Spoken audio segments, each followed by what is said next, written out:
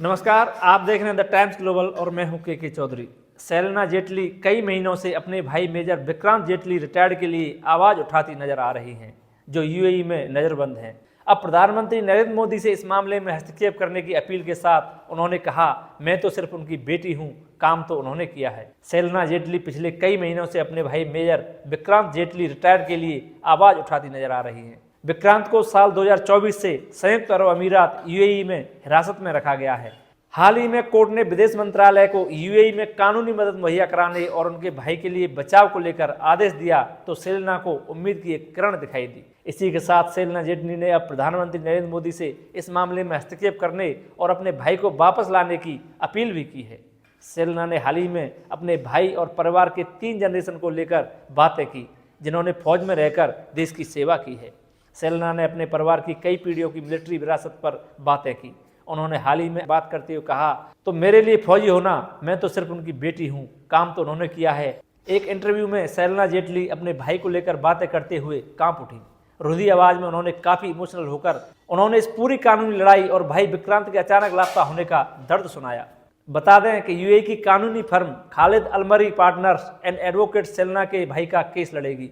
ये फर्म उनसे मिलने और उनकी हिरासत का कारण जानने के लिए अब मुलाकात की तारीख भी तय करेगी। सेलेना ने कहा, ये ऑर्डर कोऑर्डिनेट एक्शन के लिए क्लैरिटी और जरूरी कार्रवाई में मदद करेगी। सेलेना ने एक पोस्ट किया है जिसमें वो अपने फैमिली के फौजी विरासत पर बातें कर रही हैं। वे मेडल्स दिखाते हुए बता रही हैं कि उनके पिता ने 71 की वॉर लड़ी, दादा 1962 वॉर वेटरन थे, तो मेरे लिए फौजी होना, मैं तो सिर्फ उनकी बेटी हूँ, काम तो उन्होंने किया है, लेकिन ये बहुत गर्व की बात है और मुझे लगता है कि शायद ये लड़ाई लड़ना मेरे लिए ही लिखा था। सेलेना ने अपने भाई को लेकर पिछले काफ़ी समय से लगातार सोशल मीडिया पर पोस्ट कर रही हैं।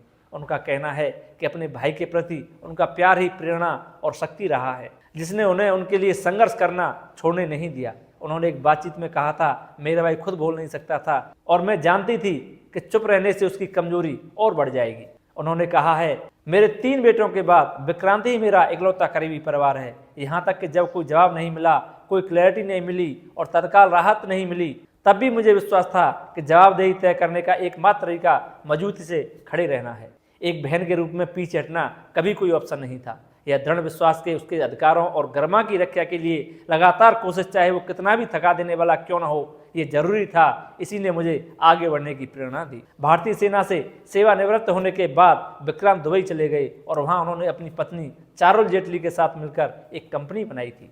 सेलेना से इस हालात में चारुल की भूमिका पर बात की और कहा, मेरे भाई के अपहरण के बाद की घटनाओं को लेकर कई अहम सवाल के जवाब नहीं मिले हैं।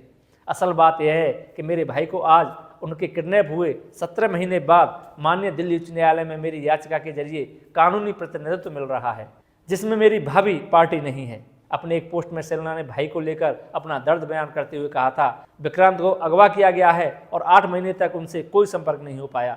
फिर उन्हें मध्य पूर्व में कहीं हिरासत में रखा गया है। मैं उनकी आवाज़ सुनने का इंतजार कर रही हूँ, उन्हें देखने का इंतजार कर रही हूँ। मुझे डर है कि उन्होंने उनके साथ क्या किया है। सेलेना ने यह भी लिखा, फ़ोन पर मेरी उनसे बात हुई थी, उन्हें केवल मेरा ही नंबर याद था। फ़ोन कॉल में शब्द कम थे, दर्द ज़्यादा था। मेरे पास जवाबों से ज़्यादा सवाल हैं। अपने कर्तव्य पथ पर चलते हुए मेरे भाई को कई चोटें आई।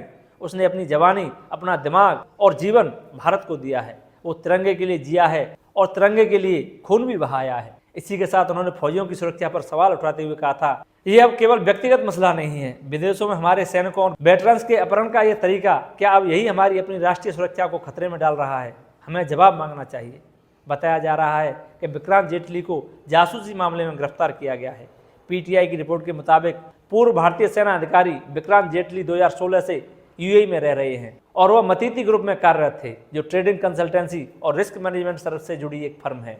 विक्रांत पर यूएई की राष्ट्रीय सुरक्षा यानी जासूसी का आरोप है। हालांकि मामले की पूरी जानकारी अभी आना बाकी है। देश विदेश की ऐसी खबरों के लिए जुड़े रहिए द टाइम्स ग्लोबल के साथ। धन्यवाद।